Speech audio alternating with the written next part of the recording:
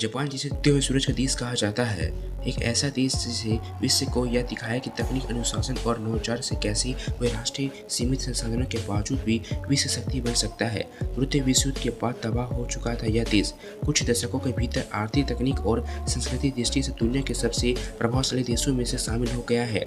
आज भी जापान अपने रोबोटिक्स, इलेक्ट्रॉनिक्स, ऑटोमोबाइल और परमाणु ऊर्जा जैसे क्षेत्र में अग्रणी है, लेकिन सवाल है जापान 2050 तक कैसे होगा। जापान की सरकार ने सोसाइटी 5.0 नामक एक भविष्य दृष्टि बनाई है, जिससे artificial intelligence, AI, internet of thing, LOT और रोबोटिक्स को मानव जीवन के हर हिस्से में शामिल किया जाएगा।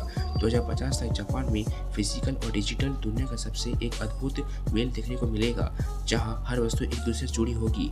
जापान पहले से ही सेवा, रोबोटिक्स और औद्योगिक रोबोट्स का सबसे बड़ा उपभोक्ता है। 2050 तक जापान में nursing home, hotel, restaurant, railway station, यहाँ तक कि स्कूल में भी रोबोट्स मनुष्य के साथ काम करते दिखाई देंगे। जापान की सबसे बड़ी चुनौती बढ़ती हुई जनसंख्या है। 2050 तक जापान की जनसंख्या लगभग 10 करोड़ से कम हो सकती है और बुजुर्ग का अनुपात बहुत अधिक होगा। इसे देखते हुए जापान एआई और रोबोटिक्स से अपने कामगारों की कमी को पूरा करेगा। जापान 2050 तक नेट जीरो कार्बन उत्सर्जन का लक्ष्य बन चुका है। सौर ऊर्जा और हाइड्रोजन ऊर्जा पर फोकस करते हुए जापान पर्यावरण की दिशा में एक वैश्विक लीडर बनने की ओर अग्रसर है। जापान 2050 तक एक स्पेस टूरिज्म की ओर कदम बढ़ा सकता है। साथ ही जापान की बुलेट ट्रेन तकनीक का उन्नतता मैगलेव ट्रेन 500 किलोमीटर प्रति घंटे की रफ्तार से आम परिवहन का एक हिस्सा होगा। जापान में 5.5 मिलियन से ज़्यादा वेंडिंग मशीन है, जिनसे आप ड्रिंक, बर्गर, किताब और यहाँ तक कि गर्म खाना भी ले सकते हैं। जापान में कैप्सूल होटल मौजूद है, जहाँ यात्री छोटी सी जगह में आराम कर सकते हैं। जापान के लोग सालाना 24 मिलियन से ज़्यादा जोड़ी चौकस्टिक का उपयोग करते हैं। माउंट फुजी जापान का सबसे ऊंचा पर्वत और एक सक्रिय ज्वालामुखी है, जो अपनी जापानी संस्कृति का प्रतीक भी है। जापान में ट्रेन डिले के बहुत गंभीरता से लिया जाता है।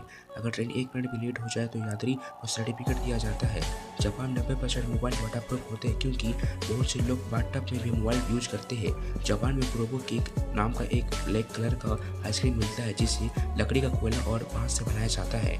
जापान के लाइफ एक्सपेंसिव दुनिया में सबसे ज़्यादा है, लगभग 85 वर्ष। जापान न सिर्फ तकनीक के मामले में अग्रणी है, बल्कि यह देश अपनी संस्कृति, अनुशासन और नवाचार से पूरी दुनिया को प्रेरित करता है। 2050 तक जापान एक ऐसा राष्ट्र बनने की ओर अग्रसर है, जहां इंसान और मशीन मिलकर भविष्य का निर्माण करेंगे। एक ऐसा भविष्य जो न सिर्फ आधुनिक होगा, बल्कि हरित और संतुलित भी होगा। जापान से हम यह सीख सकते हैं कि चुनौती चाहे कितनी भी हो, क्यों न हो, और अगर इरादा और तकनीक सही हो तो हर असंभव को संभव बनाया जा सकता है।